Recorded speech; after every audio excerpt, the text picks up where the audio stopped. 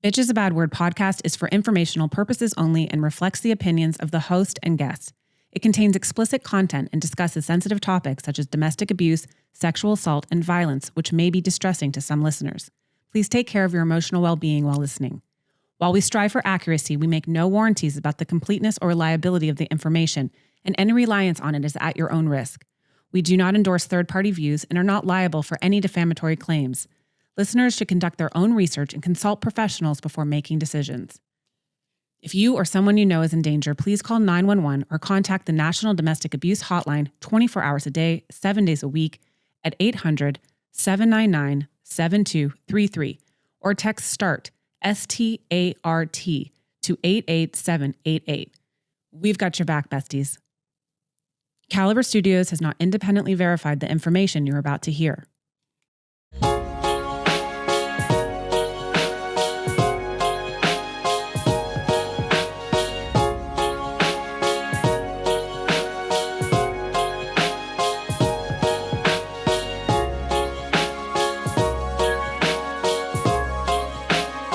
Welcome back to this episode of Bitch is a Bad Word. We have your new bestie joining us today, Dr. J.C. Doornick, and he is a world-renowned health transformation coach here to help us unpack all the things we need to learn after we leave the situations we've been through and healing after trauma and healing after domestic abuse specifically, and all the things that we can do for our mental health, transformational health, and just get ourselves back on track where we need to be to live that awesome, badass life we're all striving for. So thank you for joining us today, JC. Oh, my pleasure. My pleasure. Such an honor. You know, when I first took note of you guys, because I've been in the podcast world for quite some time, my second show now, I was like, this show is going to be very successful. So this is like a selfish act. Just snuck onto the show somehow before you're untouchable. So it's my honor to be here. Well, I thank you for saying that. That's, doing something like this and sharing your story is such a vulnerable thing to start. Yeah. And we were reluctant. There was a lot of, fear. Then when we started sharing and the first episodes came out, so many people are reaching out and grateful for, us giving this platform and sharing our stories in a different way. So every single time someone says thank you, it gives me that motivation to just share that much more. So, well said. It's a journey, right? And I was reading about what you do, and it's super fascinating because I find we're all trying to understand, where we are and this, on day one of your new life. And after spending so many years in my situation in a domestically abusive relationship, you don't realize that your brain has rewired in certain ways and your reactions to things are not necessarily normal or healthy. And so I want to understand what a health transformational journey looks like. Well, isn't that a funny question? Because you could use the textbook, version of that, and all you would be doing is entering that world of a comparative reality and imposter syndrome where you're trying to do what society says you could do. Or you could answer the question like I would like to answer that question and say, it looks like whatever it looks like from the point of view of the person taking a look at it. So that's something that's really, really important and that I have a lot of passion behind, is that everybody's journey is different. You guys talk a lot about, the dark side, and I know the dark side. But every one of those situations is different, because what's different is not only the situation, but how people responded to it. And even if they didn't have domestic abuse, there's still the trauma of just growing up and, having your brain wired and programmed by your mother, your father, your teacher, your preacher, and then add into that society, right? Society is not only, teaching us things, but society now has the internet and social media, and people are unaware of the fact that we're actually being programmed and wired with algorithms and artificial intelligence and all that stuff. And then go even deeper than that. People forget about this, that ever since man and woman was created, however that happened, every generation keeps paying forward everything up until this day. So the odds are against us all the time. So that's why it's really important to really, really find out more about the individual and find out the way they look at things. I always, there's two core foundational premises that we build everything. I have a community called the Make Sense Academy, where we basically help people make sense of things. And those two foundational principles are that it's who you are that determines how well what you do works. So what that means is if somebody's out there and they're kind of oscillating, trying to get from point A to point B in a rocking chair, right? Which is not fun. Working really, really hard, but just don't feel like they're getting anywhere. They might not be the right person for the job yet. So that's what personal growth and self-development is for. But then the second tenet, based on this programming and this wiring that we've been talking about, is that it's when we change the way we look at things that the things that we look at begin to change. So we have to realize that when you meet somebody that's just been through some dark times, and there's some scar tissue and all that stuff, we have to recognize they see things differently than other people. So you have to try to look through the lens of the person that you're talking with. So I spend a lot of time trying to get the two most important words out of a person. And that's when I say something, I ask a question and they go, "That's right." Because it's when we get people that you can begin the journey. So it's different for everyone. I know that's like, whoa, I just wanted to know what transformation was, dude. But I mean, it's subjective, right? By nature. It's an acquired taste. And also, here's another kicker. And you know this, it's something that people have to be ready for, right? Yep. You shouldn't look to transform just because you feel like you're supposed to.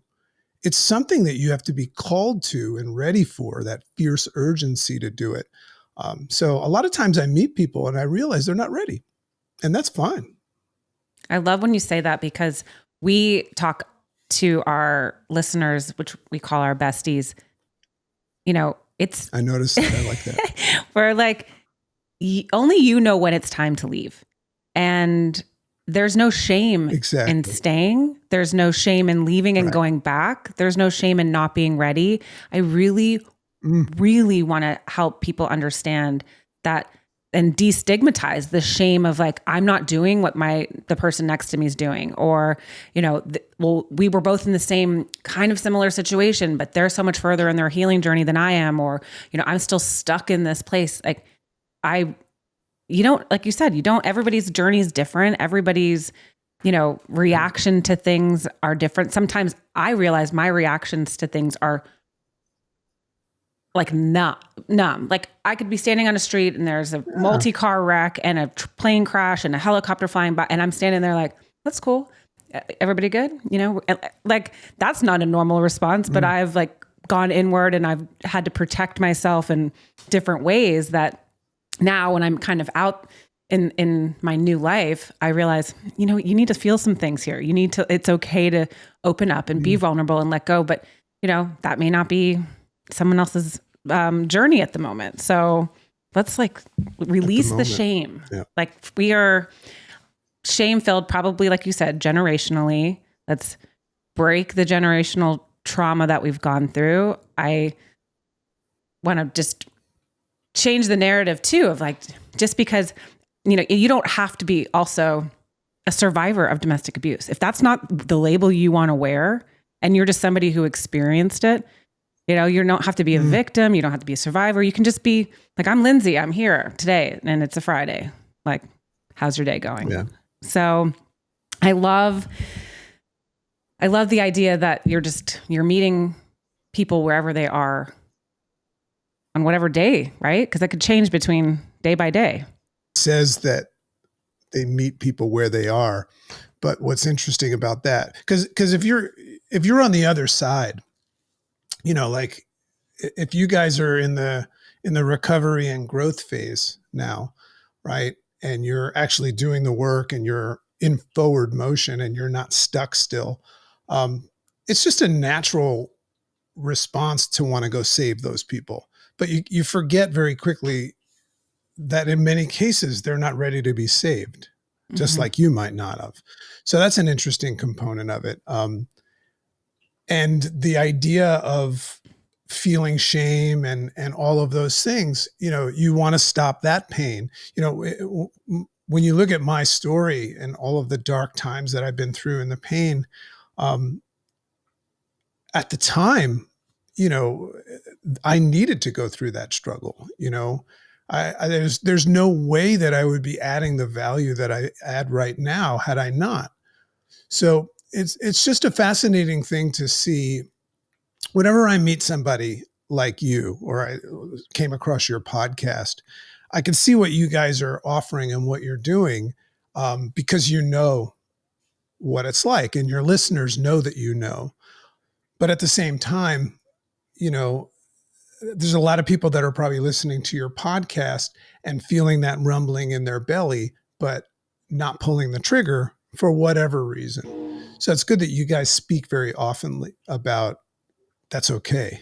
You know, that's okay. I mean, you recently had Dr. Nadine on there. I mean, Yes. What a perfect example of what I'm saying. She was really funny. And this is the Wolf of Wall Street wife, you know.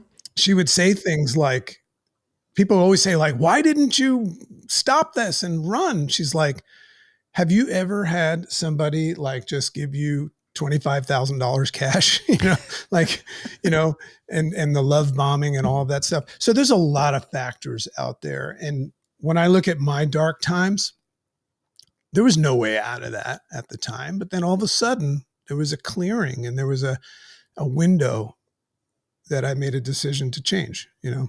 What was it? What was, you know, I asked Dr. Nadine, like, what was your last straw? And she very amazingly said, well, I had 3 last straws. And yeah. I love that because it doesn't have to be one size fits all or one sort of thing. So for you, was it like a build up, or was it just like you woke up one day and you're like, this is it? I don't know how much you want to share of your story. I'm an open book if you guys want to know the story, but you know, we'd love to.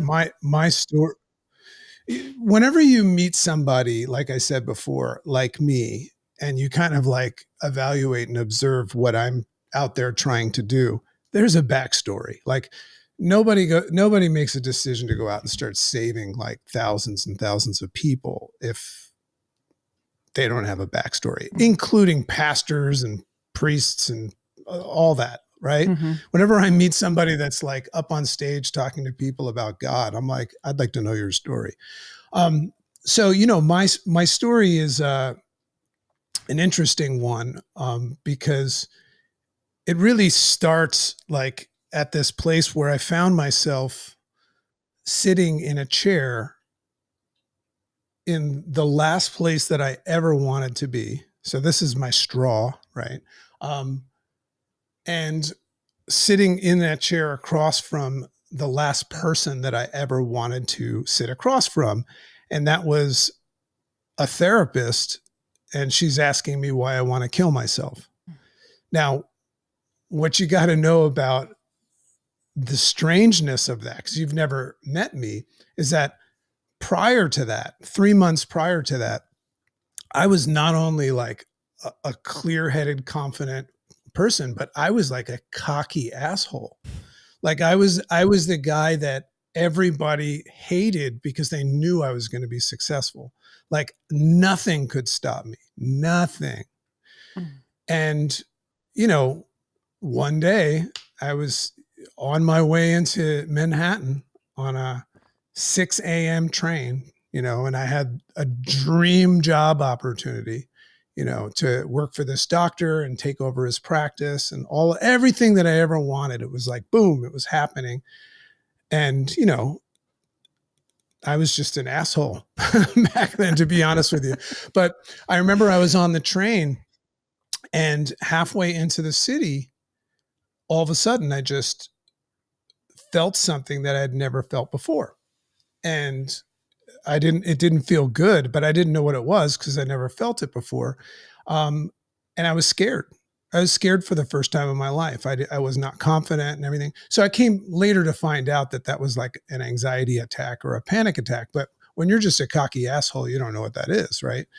I'm sure everybody around me was like, finally, he's being stopped. But anyway, for me, it was very, very scary because it was the first time in my life that I decided to turn around and go away, like I never went into work again. And that prompted me, made up a story about how I had to leave, which was a lie. But anyway, so that prompted me to go into this dark, dark hole where all of a sudden I saw nothing else in my future other than turning my lights out, and stopped showering. I was getting married, put that on hold, everything, like just in a flip of a second. Just, you didn't even pump the total brakes. You just like e-braked it. And no.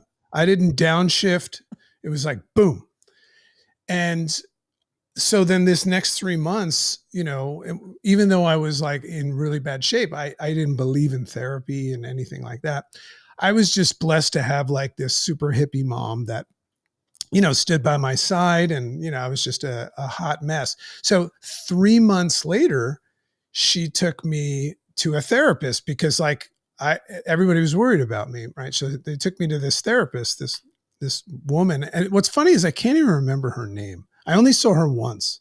Huh. And I know exactly what she looks like and everything. I'm publishing a book about it soon. So in any case, what this therapist did, and this is something that your listeners can take, because what's interesting about the mind is your mind could be looking at the world one way and not being able to see anything other than that. But then just as you flipped into that, you could flip out of it. So it's just the idea of just know that that's possible. So as it goes, the woman started asking me questions. And, so why do you want to kill yourself? And I'm like, I don't know. I just didn't know. I didn't understand anything. All I knew is that I didn't want to be alive anymore. Right. Couldn't explain it or anything like that. So then she started progressively asking me some good questions. And this is why questions are so important. Like when I meet someone for the first time and they're struggling, I don't tell them what to do. I just ask them questions. I give them the ability to explain things to me. So she asked me, she goes, so when did this happen? And I was like, 3 months ago. What month was that? And I said, July. And she's like, and I'm just completely don't even want to be there. And then she says to me, she goes, well, what's the significance of July? And I go, well, it's my birthday. And she goes, well, what's with your birthday? And I go, oh, I don't like my birthday. I don't like to talk about my birthday. And she's like, why? And I'm like, because I don't like my birthday. And she goes, okay. And then she says, what about your parents? And then I said, what about them? And she said, well, are they together? Are they alive? And I said, oh no, my parents got divorced. And what happened, every time I tell this story, I get the chills. What happened right there in that moment, I call it a snap. It was like that. Mm-hmm. And all of a sudden, like everything that had happened to me in my whole life, just like loaded in my head.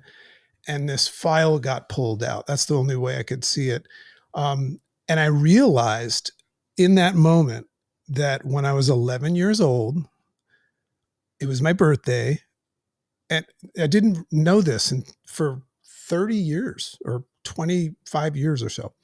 It was my birthday and I walked in the house, and here's your dysfunction. I never knew this, but my parents had a very dysfunctional marriage, and I think my dad was probably had some girlfriends and all that stuff.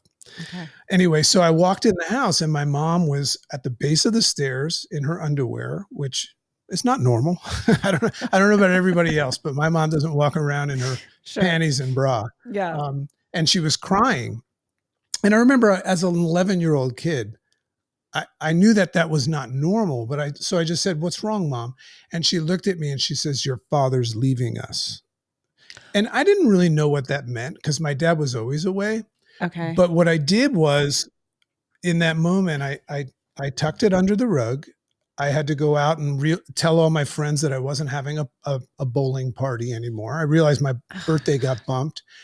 And somehow that little 11-year-old boy was able to just tuck it away.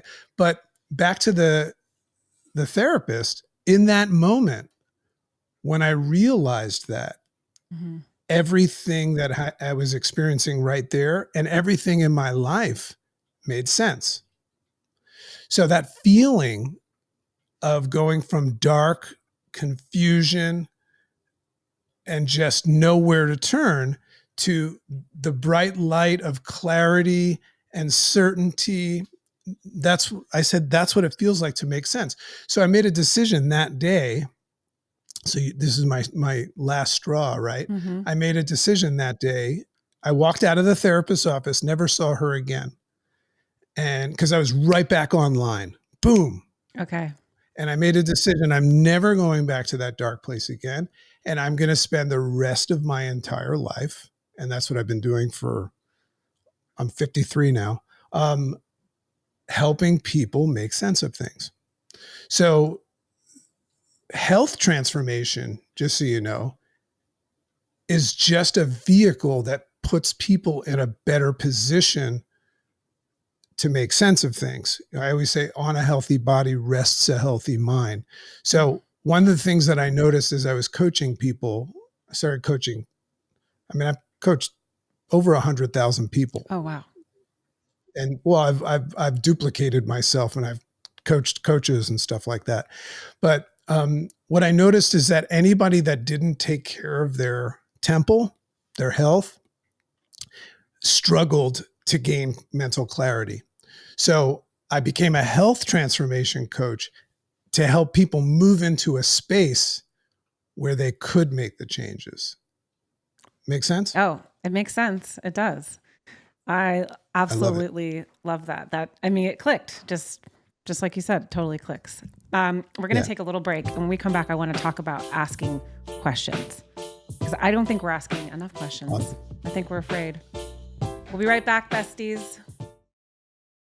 Hey, besties, it's Lindsay from Bitch is a Bad Word podcast, and Cozy Earth sent me the most amazing sheets ever. They are soft, they are silky, they keep me cool, and the color is so stunning. They've got your back with a 40% off coupon using our code word BESTIES at checkout. They've got sheets, towels, pajamas, everything you need to turn your home into a sanctuary at CozyEarth.com. If they offer you a post-purchase survey, let them know that you heard about Cozy Earth right here on Bitch is a Bad Word podcast. Check them out, CozyEarth.com, 40% off using our code word BESTIES. All right, we are back with your new bestie, Dr. JC Doornick. We're going to call him JC because we go all the way back now. We're friends. We are friends. We are besties. Am I the first guy to be on Bitch is a Bad Word? I wish I could say yes, because you're the first guy to ask that question. Okay, good. Because I want to call my mom and say I made it. I was on Bitch is a Bad Word. You should. You are. I can't wait. She should call in. We have a number, 331 bitches. She can leave us a message. Of course, that's great. We had Dr. Drew on recently, and he explained a lot of ways to understand codependency and childhood trauma and sort of bringing it back around. Wow. It was pretty cool. So, but you're our first health transformational coach, and the first person to come on our show. You're your first dragon. You're our first dragon, and the first person to be honest about suicidal thoughts or being in that really dark place, because nobody wants to touch that shit. It's a really, everyone is like, well, there's a very big reason I touch that shit. And that is because when I was in that shit, I never heard somebody touch that shit and it would have helped.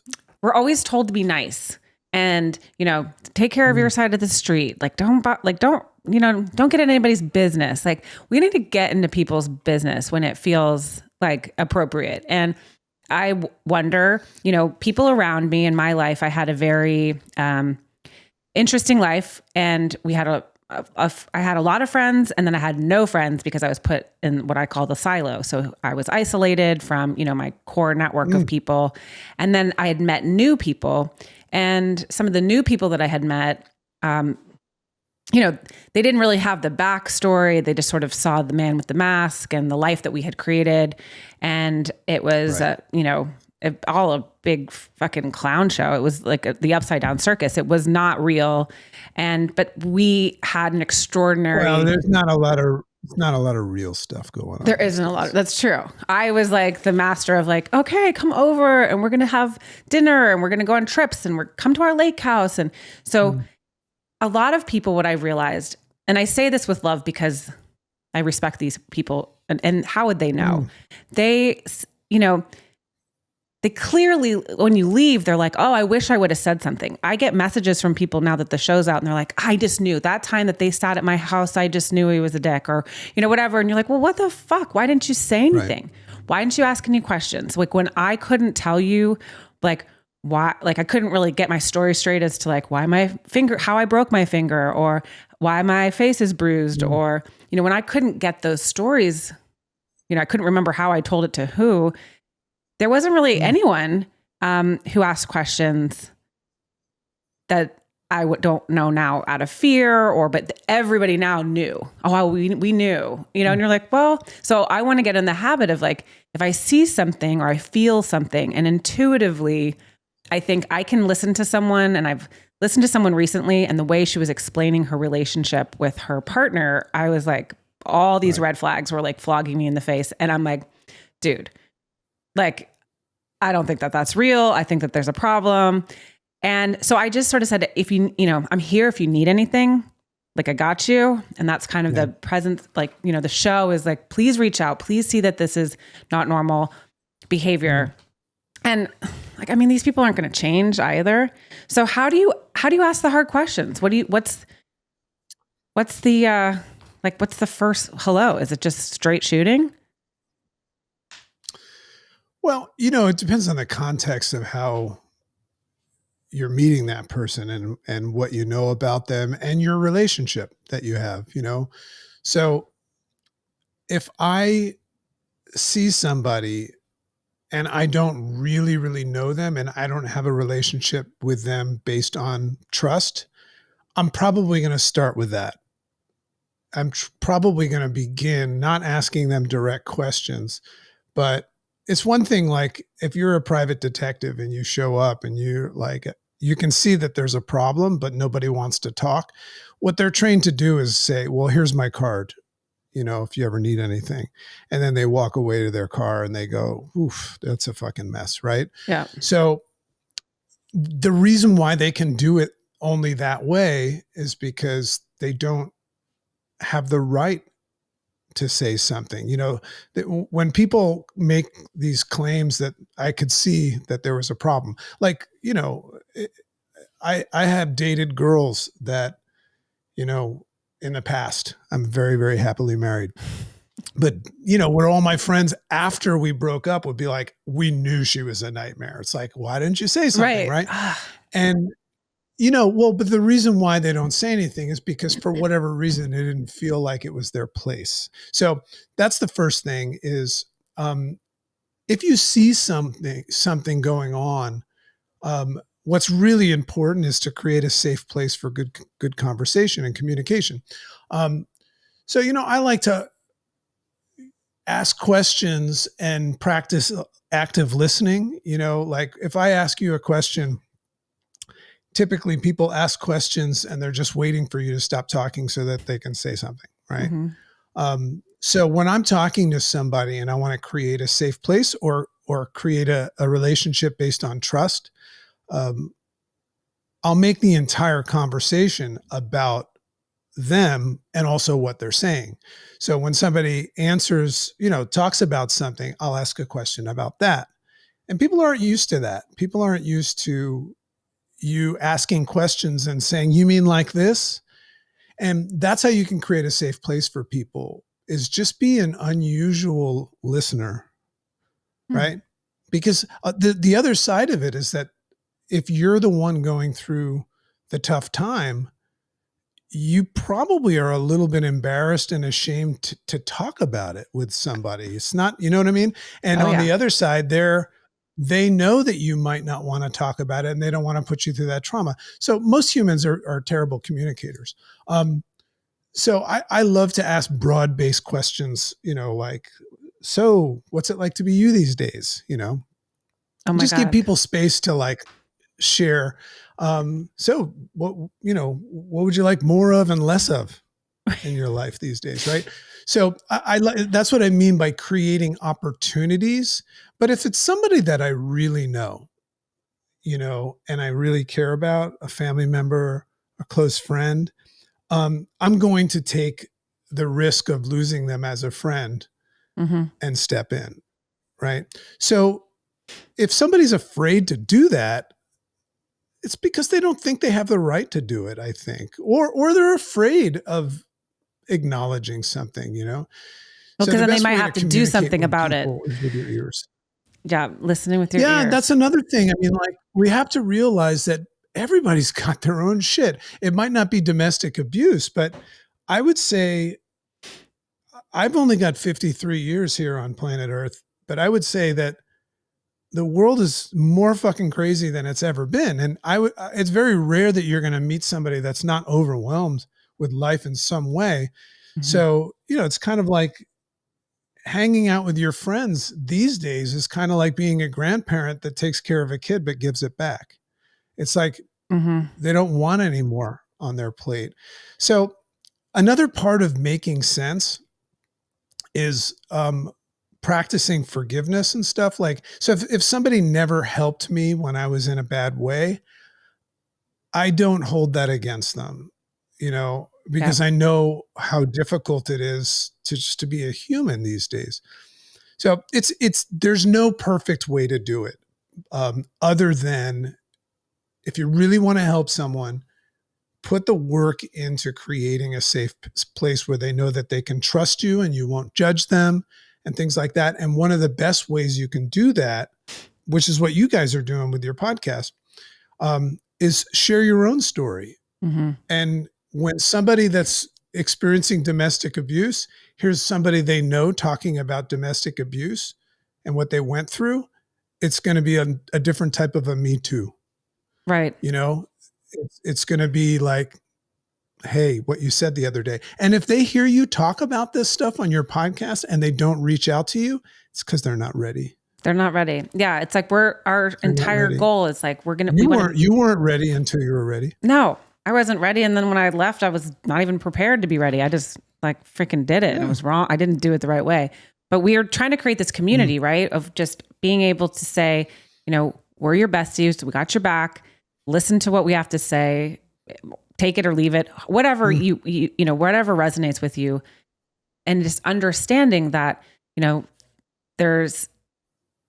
say there's no safety in staying silent. So we want to use our voice, build that community, make people feel like, on the other side of this, there is a transformational healing journey. The things that I thought that I could never imagine getting over, the things that I thought that I so much needed in my life, I'm like, I could give two shits about now. I'm like, all I want is freaking not to be like disturbed. Just like, I just want a little bit, peace. Like peace is like a currency that I think that is so much more valuable than we imagine.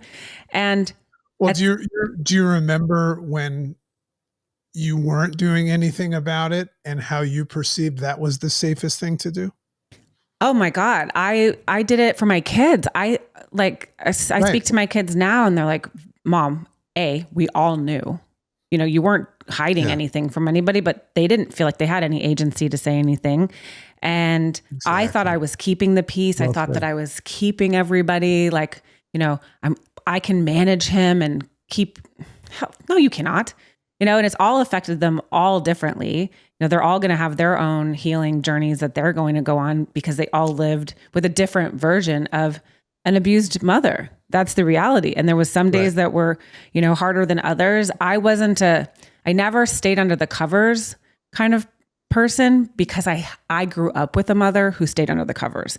So then to me, it was like run myself ragged. I was go, go, go, go, go, which I never allowed myself to relax. I never relaxing or sitting down felt like I wasn't doing something right. So my responses were different, but I mean, yeah, I did nothing about it until I did. And then when I did do something about it, was like, why didn't I do this sooner? It's a lot easier than I thought it could be. And so here, I just want to tell people, just taking that first step is so amazing. But if you step out and step back, I think you guys are doing it. You're doing a great thing by doing this, kind of Dr. Nadine does this as well, is, you're creating a portal for people to, what's interesting about podcasts is that you don't really know who's listening. Mm-hmm. Cause unless they reach out to you and stuff, my podcast is doing very, very well now. And, to the point where I'm getting hit on by Middle Eastern men, so yeah, that's the podcasting is very strange because you don't know who's listening. Right. So, but they're listening. So that's what's cool about podcasts is they can listen in the shadows, but it's having an impact on them because, it's helping them build their strength. When I went through my dark times, I didn't have even any sort of an idea that I could feel different than I was. And that's another thing about domestic abuse is sometimes I think people just embrace it as their reality and they try to make the best of it, that kind of a thing. So in my case, when I was facing this pending doom of suicide, there was no other reality. So if somebody ever said oh, hey, snap out of it, or, oh, things will get better, that would be my indication of them saying, you don't know what you're talking about. Right. Yeah. But what's exciting about the human brain is that if you recognize that this is what we teach, our solution is we create, I realize that I can't help people one-on-one as well as I could if I put them in a community where they could all intermingle and meet each other. So I created I started a new group coaching model, Make Sense Academy, we call it. And the most powerful work in there is when people start talking to each other. But here's a really cool distinction, because you start to take on the identity of your problem, and you start to accept it because you think it's your identity. So there's this interesting way of looking at it where you say, well, I can see where my brain has been programmed to think that way. My mother, father, teacher, preacher, my life experience, and all of that stuff. But if you think about it, if your brain has been wired and programmed, it also means that your brain is programmable, which means that it's also reprogrammable. And you have to make that distinction. You have to acknowledge that if I've been persuaded to think a certain way and look at the world a certain way, I can also reverse engineer that and change the way I look at things. So a lot of people don't know this about me when they meet me like this, but these glasses I'm wearing don't have any lenses. Oh, I can tell. And everywhere I go, people always look at me and they're like, does that guy have fucking lenses in his glasses? I took my daughter to a Valentine's breakfast this morning and I wear these glasses because I can see better with them. I swear to God, that's not a gimmick at all. These are my Make Sense glasses. But the reason why I really wear them is just a reminder that I control the way I look at things. But that's pretty advanced.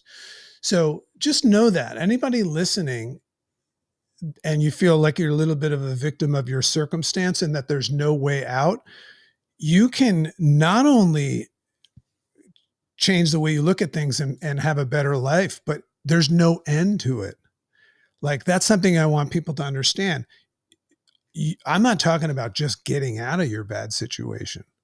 I'm talking about something extraordinary one day, like putting yourself in a position where you're going to help others, which is the best, which is what you're doing now. I mean, like, did you know that you'd be doing this when you were in the dark times?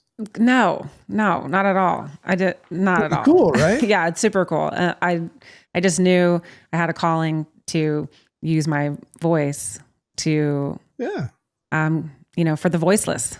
So I love that. You'll see. I'm gonna reach out to you one day when you're like not even aware of like how famous you've gotten, and I'll be like, "Nice job."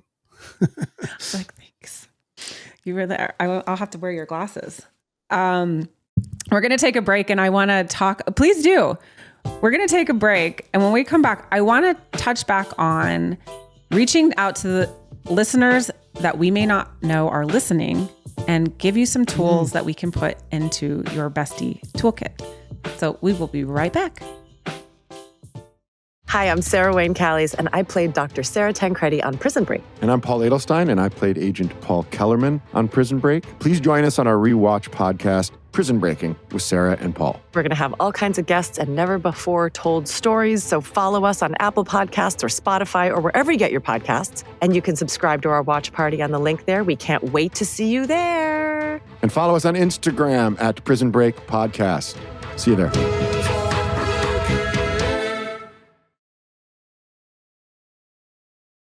Okay, welcome back. JC, I want to ask you this question because I'm learning now that these are we need to start asking questions. So women, men, people, anybody who's been in a domestically abusive situation, from my experience, feel like they've lost control of their lives. So you're losing control of your life. You feel like you don't know up from down, left from right. And if you're sitting here and you're listening and you're just needing, words to resonate to you, to help you see that, the new beginning that you're going to have to go through may be daunting, but it's not impossible. What can we do? What are the toolkits that we can give them to help rebuild? So let me make sure I understand. You're saying that like we're referring to the person that's listening to this conversation and hearing some things that, resonate with them, but not doing anything about it. Right. And what do you say to that person? Yes. The first thing I would say is I totally understand, because that's the way I used to handle it. That's important for somebody to understand, is that like, you're not a wimp. You're not a loser. You're just human, and human beings respond to shit the same way. If you feel shitty and sucky, you're going to look at the world as shitty and sucky, and when you don't feel confident in yourself, you will not take responsibility for your life. And you hear somebody like Mel Robbins say, nobody's coming to save you. She's right. Yeah. But then you hear Mel Robbins say, that she turned her mess into her message and things like that, right? I wear my Embrace the Suck shirt and things like that. So the first thing that what I would say to somebody is I would ask them, forget about all that stuff right now. And, let's pretend I was a genie that came out of a bottle, or I had a Harry Potter magic wand, and I could grant you anything that you want to change in your life. What would it be? And they would struggle with that at first, because they would settle and they would say, well, and I'd say, no, you don't understand the situation. Don't fuck this up. The genie just came out of the lamp and you can have anything. So what I'm trying to say is, allow yourself to just have a dream. Start with that. Allow yourself to see something. Just even, because when you say that you want something, it takes you there for that instant, you know? So that's the first step, is you have to allow yourself to even acknowledge the value of something that you want. So that would be the first thing that I would do.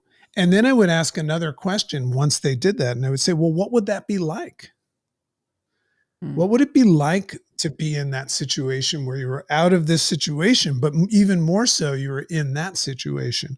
What would it be like? And then you'll see the person at that moment. They'll go like this with their head. They'll turn and they'll look up. That's when you know that they're starting to dream a little bit. It's cool. When you see somebody turn and look up, they're thinking about what you said, right? And if they made a sound, it would go, huh. Right. And you know what? Huh is spelled HMMM, which stands for haven't made up my mind yet. Oh my God. Interesting. Oh, that's cool. I made that up, by the way. So in any case, that's it. That's it. Because anything else would be a waste of time, because it would be your idea. Right. The idea has to start with them. And if they can't allow themselves to even see something, then you have to just wait until they can. That's really cool. So I have a very different approach than most people, because most people want to tell people what they should do and all that stuff. And if somebody can't even see a light, I'm just going to sit and wait with them until they can. I'm not going to show them the light, because then it would be my idea. Right. No, I love that approach, because I went to therapy and I would try different therapists, and there would be so many times I would leave and feel like this was so pointless. Like, I don't feel anything different. I've just like dropped my shit here and I've left, and you've told me what you think I should do. I'm like, great. Well, I can't do that right now. It's not possible, but I love the visualization, and I get really geeked out on going to bed these days. Like since I've been on my own, it took me about a year to feel safe in my own aloneness, and physically, mentally, spiritually, all those things. And then I got to a point where I was like skipping around, like, oh my God, this is my own fucking house. Like, I can do whatever I want. And that felt like very childlike, almost like my parents had left for the night, like left me alone to like watch the house for the first time. And I enjoyed that experience. And then now when I go to bed, I visualize what the day looked like. And then I imagine myself in the most, what would seem like, if anybody, like I told anybody, the most ridiculous scenario, but it feels very inspiring and hopeful. Like, hell yeah, I can do this. I'm going to sit on a stage with all these besties that have come on the show, and we're going to have this bitch summit, and it's going to be, amazing. Like, I want to do that, because it doesn't feel like I'm feeding myself full of shit. It feels like I'm I'm dropping information into, like, downloading something that could manifest later, like manifestation. And, I don't know how all of that works. I know that I've wanted to do some things and it's worked out. And so if that's what that means, great. Yeah. Well, that's what's so cool about you and your show is we're never going to get there, but you're in a process right now. You know what I mean? Like, you haven't figured it all out. So that's why people are going to really resonate with you, and we never figure it out, a lot of the stuff that people see me do is therapeutic for myself. Like, I go out on stage in front of 15,000 people sometimes live on stage, and people would freak out to find out that I have like severe anxiety about that. You know what I mean? So the only thing that you can do for somebody other than be there for them with the detective card is to live your life in front of them a certain way, to demonstrate, to lead from the front, to face the fear, right? Nobody wants to be told what to do. Everybody knows what to do, right? It's just a matter of whether or not they believe it. So if you really want to help somebody, lead. by example. Same way we do that with our kids. Like, everybody's like telling their kids to stop playing with their phones while they're on their phone. Oh yeah. That's what I'm talking about. Oh my God. I tell my kids all the time, I'm like, guys, I was in the most fucked up situation. Do what I say, not what I did. Like, please, because right. Well, but kids just want to watch how you lead. They do. Right. Mm-hmm. And that's another interesting thing is when somebody comes into a position where they're helping other people, that's where a lot of healing is. So here's a little secret about the Bitch is a Bad Word podcast that everybody needs to know is that the people that are running it are getting a lot out of it as well, because it's very therapeutic to be helpful to other people. Am I right? Oh, yes. 1,000,000%. Right? Yeah. It feels. So take note of that. Take note of that. It does. It feels really good. It feels good to feel that you have had the darkest moments, like the most fucked up, like not even real life. I tell people things and they're like, there's no ways that happened. I'm like, no, for real. And when I talk about it and then people are, I say entertained because it was just so crazy. When I see that entertainment, like what? And so then when I feel that response or see that response, I'm like, okay, you either are very grateful that you have no like understanding or experience of what I'm talking about. And so hopefully you're leaving with some gratitude for the goodness in your life right now. Or I resonate with you and finally somebody sees you and sees your experience and can identify with you in a way that makes you feel less alone. So I think that this is, for me, it's a massive healing journey. People coming out and feeling heard and seen. It's amazing. And also no one's coming to save you. Like they said, you got to save your damn self. And there's a lot of power in that when you can say, I did this one thing, and it just has to be one thing. And, I did this one thing by myself. And for me, it was setting up a bank account. I had no autonomy. I had to beg for a bank account because I was a kept woman and I was kept for so long that I didn't know how to do shit. Yep. And then I'm like, I left that bank like a fucking warrior. I just got a bank account in my name. There's $8.17 in it, but I mean, whatever, it's great. Hey, so, do that one thing. What's the one thing that you thought you couldn't do when you woke up this morning, and do it. And do it for yourself and do it only for yourself and see how that feels. It's kind of. Yeah. We were taught as kids to not be selfish. Selfish isn't a bad word because human beings don't think, say, or do anything unless it has value. So that's another thing is when people are in a bad way, I'll ask them a strange question like, they're sharing some sort of terrible story. And I say, but how did that happen for you rather than just to you? How did you grow from it? That kind of a thing. People just look at things the way that they've been taught to look at things, So anyway, the conversation is endless here. But at the end of the day, I always like to remind everybody that there's a really good chance that none of this is even fucking real. Right? I mean, let's just acknowledge the humor behind the smartest people in the world right now that are putting the time and effort into this topic that I'm very fascinated with say that the chances that this whole thing is not like this simulation, the chances that it's not are 1%. Which means that 99%.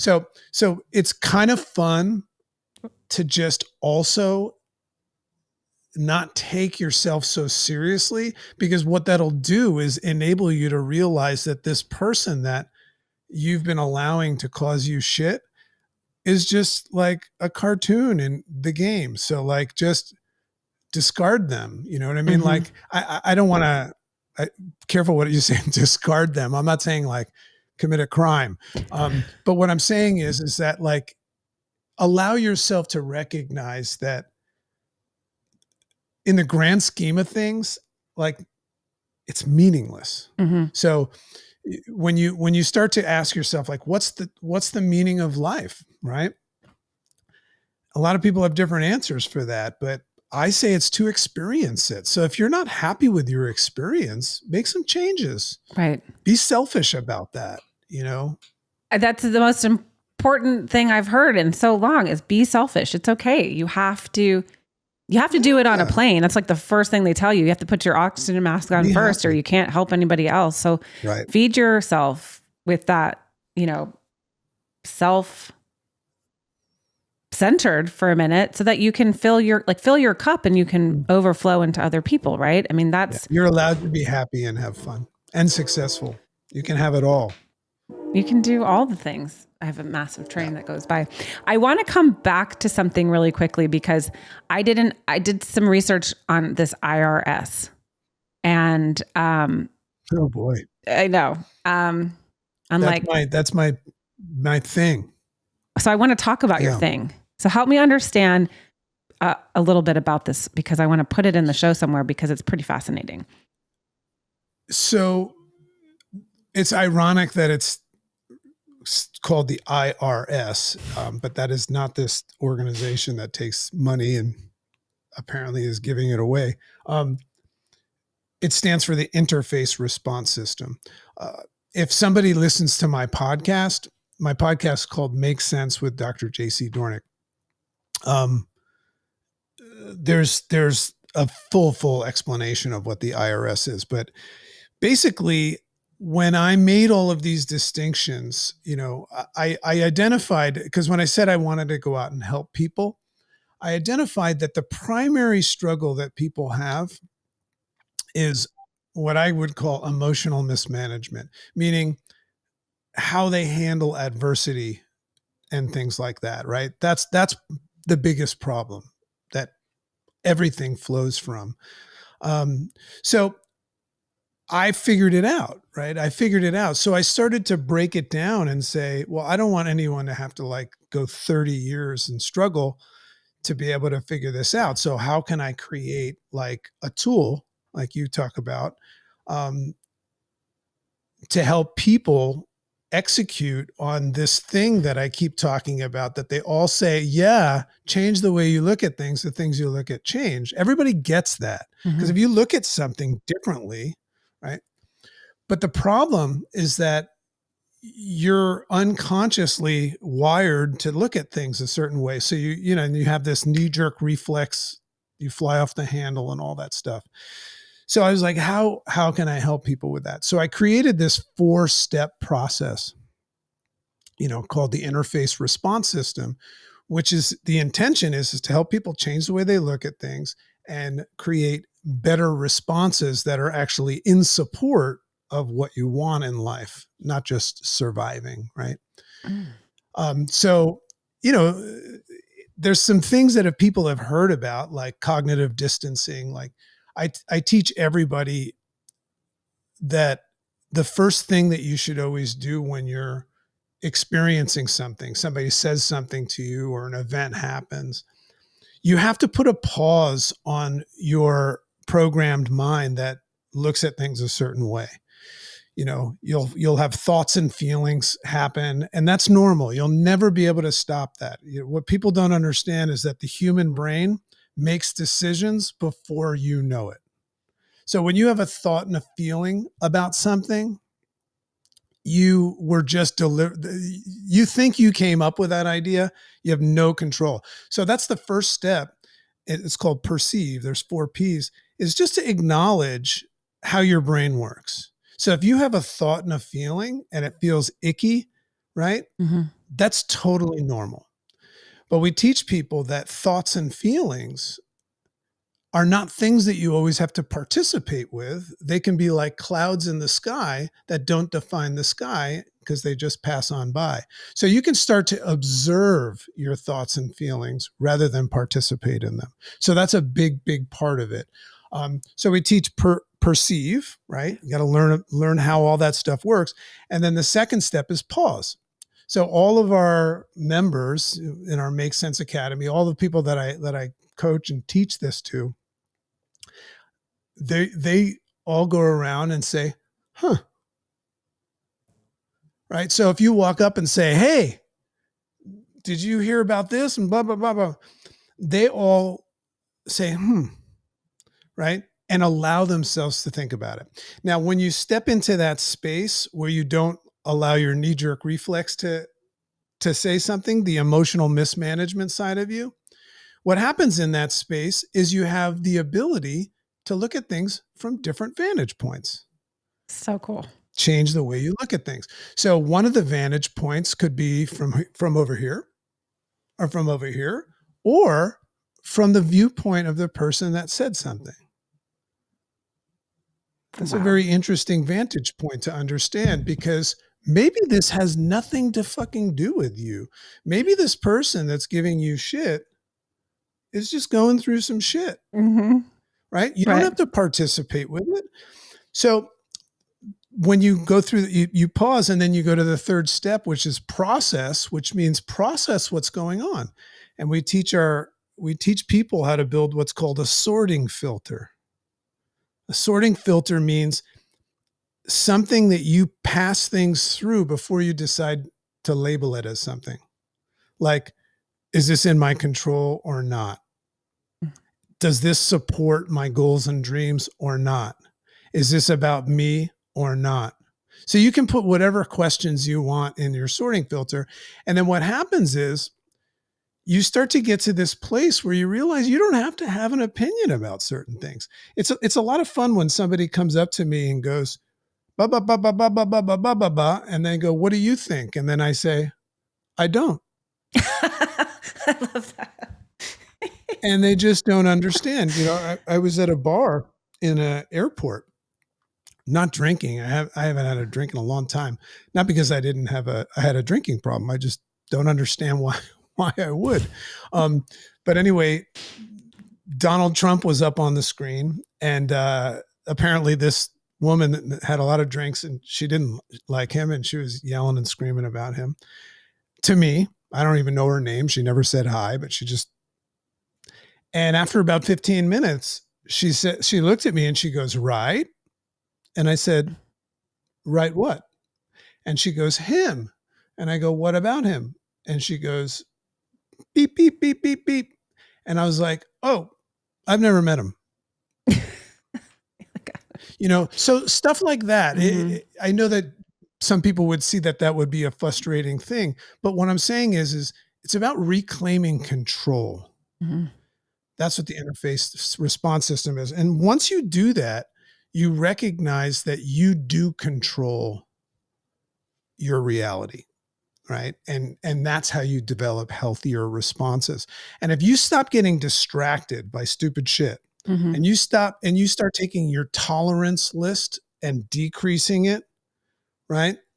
Minimize like the things that you're putting up with in life, the things that don't matter. You start to become the dominant force, the shot caller of your life. And when people learn how to use this system and they actually practice it, and we do it all the time.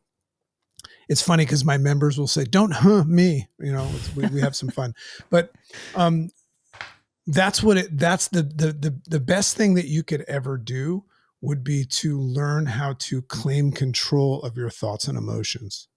You know, we're big on meditation and journaling and morning routines and, you know, nighttime routines and all of that stuff. So there's a lot more to it, but that's what it is in a nutshell.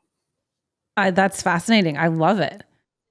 That's such an important, those are amazing tools to put in a toolkit, because we do need to pause. We don't have to answer everything. I find that with my kids. I have young kids, and sometimes I'm like, why the fuck do I keep I'm over explaining? Like, I don't have to answer. Do this with your kids. When your kids do all this crazy shit, you just look at them and go, yeah, I'm going to do that and today. Just watch what happens. When I say, think about what you would think. You would say, well, and I would say, oh, I'm just thinking about it. I haven't made up my mind yet. Is that okay? And you realize that nobody has any patience or anything. Everybody wants everything to happen so fast. And you've been responding that way. So if you just slow things down, I mean, listen, if a car's coming at you, jump out of the way.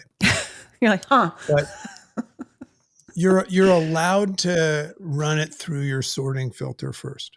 I love that permission, because for me, as somebody who felt like I needed a lot of permission from my partner, I grew up with needing permission from my family. You learn to be waiting for somebody to give you the okay and the go signal. Right. And you got to do it for yourself. It's okay. Write your own permission slip. I used to forge my parents' signature on permission slips all the time. Like, why am I not doing it for my own life? So, you have permission to pause. So I love this. Well, we could talk for hours. I'm realizing that but we have to remember we're recording this on Valentine's Day, and I'm about to get a look. You're like, we have to go. Yeah. My wife, by the way, my wife would be great on this show. My wife is a sex therapist, very successful, and relationship coach. And I don't know how much of her story she'd like to tell you, but she's got a good story. So everybody calls me Dragon, and she is known as the Chicken. So we're Chicken and Dragon. That's kind of cute, because my and we just significant other calls me Chickens, and I'm like, why does he like? I thought, oh, is that right? Yeah, that's really funny. And my kids are like, I'd hear it, and I think it's super cute. But he's like, okay, come on, Chicken, and I'm like, what? I thought it's just because he was like he's South African, and maybe that was some sort of term of endearment there. Well, guess where my wife is from? No way. You're like, New Jersey. No, South Africa. We just lived in South Africa for over a year. Oh, that's amazing. Yeah, because we just adopted a little girl. That's a whole other crazy story. Oh gosh. Okay, so we have to have you guys back. I definitely want to talk to her. Oh, that would be funny. You have Chicken and Dragon on here at the same time. That's going to be interesting. We got to do it. That will be amazing. So, okay, before we wrap up, where can we find you? Where can we send our besties to unlock and unleash their mind? So let me see. I actually think I can show them. Does that show up? A QR code. Yeah. If you can, on my side, it's a little bit cut off, but that doesn't mean that. Oh, okay. It's just. Well, either way, I would say, I mean, look, if you Google my name, you'll find tons of stuff. You can follow me at the Make Sense with Dr. JC podcast. That's easy to find. I'm at my Instagram is at Dr. JC Doornick. But the coolest thing that I'm doing right now that would pretty much tap you into everything that I do for free is to subscribe to my Substack. I write every day. I wake up at 4 a.m. and I just obsessively write about all this kind of stuff. And I just have this newsletter that just a lot of people are digging. So it's called Make Sense Substack, and it's absolutely free. And everything that I do, if you're the kind of person that likes this idea of the community that we have, which is growing really, really fast, that's called the Make Sense Academy, and it's on the school platform. If anybody reaches out to me through any of my channels and says make sense, we'll give you access to that. That's like a very low cost way of getting coaching and support, but access to all of our tools and our community and all that stuff. Okay. Awesome. I love it. We'll have it in the show notes, and we'll have you back. Yeah. And for sure, an awesome way to spend Valentine's Day feeling like yeah, for sure. I've unlocked I hope some that things. Somebody that heard this shifts some good shift. Yes. Make some good shift, not bad shit. That's right. Well, thank you so much for joining us. I will definitely see you again, JC. What a pleasure. And thank you for coming on Bitch is a Bad Word. It was nothing but a pleasure. Thanks for having me. Thank you.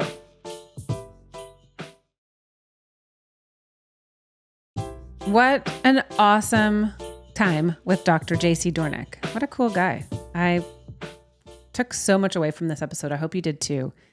The power in the pause. That's what I'm going to spend some time working on. And that. Up next is our texties from the XDs segment. I'm going to read a text that was sent to me not too long ago, actually. Remember that I stayed, after I left, I was still in a abusive relationship with my co-parent, even though I wasn't living with him. The texts were crazy. And it just sort of looking back on it now, the further and further and further I get away from that life, I see it for what it is. And I hope that when I share these, that, if you're experiencing this right now, you know that there is light on the other side. So he called me a bunch of really nasty shit that I don't even want to talk about on the show. And so I basically just sent in barfy emoji in response because I didn't know how to respond to it. And the reply is, "That's cute. Is that you?" And I say, "Yep." He replies, "Thought so." I'll hold to the belief that one day we'll look back at these moments and laugh. Maybe not soon, but someday. I'll remind you now that I love our kids more than anything, and that while you may disagree with my choices, I use love and logic to direct my actions. Oftentimes, one seems more prevalent, but always both are present. My hope is that we can learn to work together to raise these with as little exposure to our personal feelings and to show them what a good life can be. I know you have it in you. My hope is that you will see the same in me, because only then will our kids get the best we both have to give. I'm ready to start when you are. I didn't reply. So sometimes D&E doesn't work. And he says, "You created this mess, not me. I begged you not to." And I said, "Nope, you created hell for our family." He says, "You seemed to like before the loss of cash. Wasn't that way." I said, "I was afraid of my life being like this."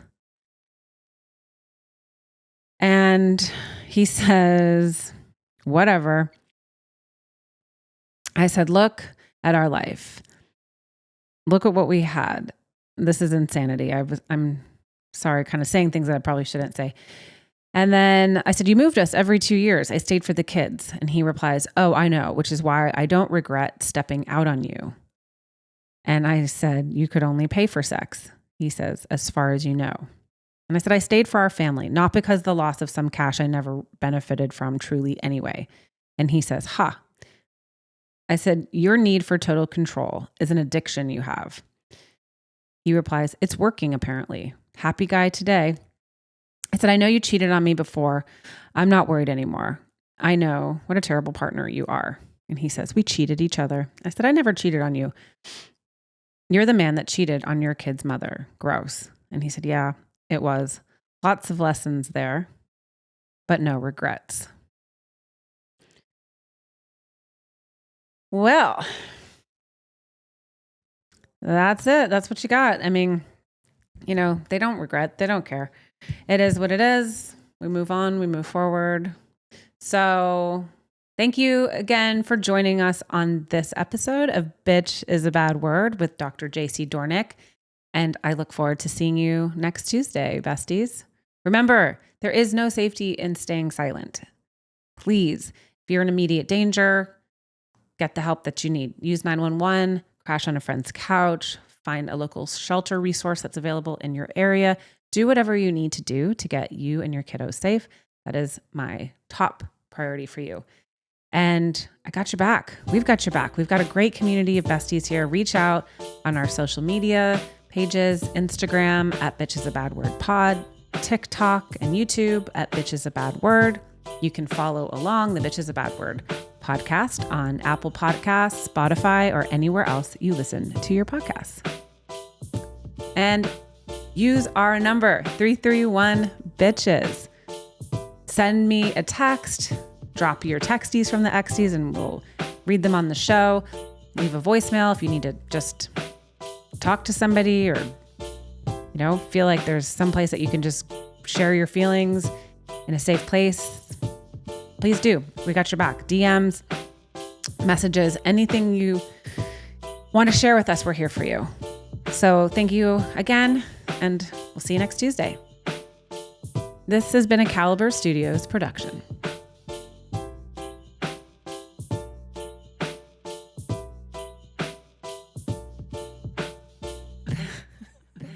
Bitches being bad.